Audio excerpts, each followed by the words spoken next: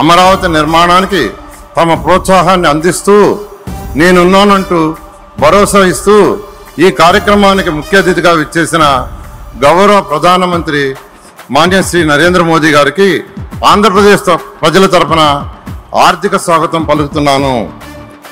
10 ఏళ్ల క్రితం అమరావతి రాజధాని ప్రధానమంత్రి నరేంద్ర మోడీ గారి చేతుల మీదుగానే పురుడు పోసుకుంది.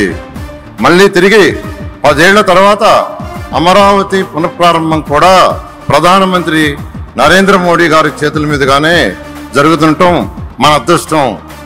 రాష్ట్ర విభజన తర్వాత గౌరవ ముఖ్యమంత్రి శ్రీ నారా చంద్రబాబు నాయుడు గారు ఇచ్చిన ఒకే ఒక పిలుపుతో ఈ ప్రాంతంలోని 29 గ్రామాల్లోని 29,373 మంది రైతులు కేవలం 58 రోజుల్లోనే ఒక్కటంటే ఒక్క సమస్య కూడా లేకుండా 34,000 ఎకరాల భూమిని అమరావతి కోసం త్యాగం చేయడం దేశ చరిత్రలోనే ప్రథం. రైతులు చేసిన త్యాగం వెలగట్టలేనిది. అమరావతి కోసం ఎన్నో త్యాగాలు చేసిన రైతులందరికీ మరొకసారి నా పాదాభినందనాలు.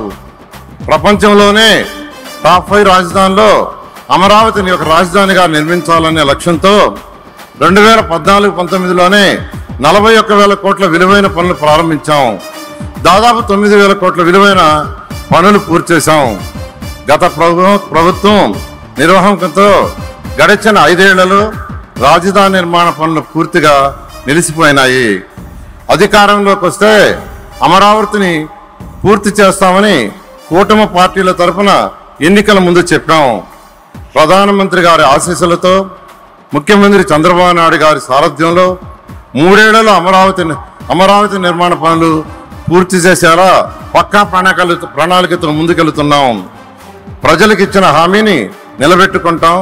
తరతరాలు గర్వపడేలా ప్రజా రాజధాని నిర్మిస్తాం. ధన్యవాదాలు. జై హింద్, జై అమరావతి, జై ఆంధ్రప్రదేశ్.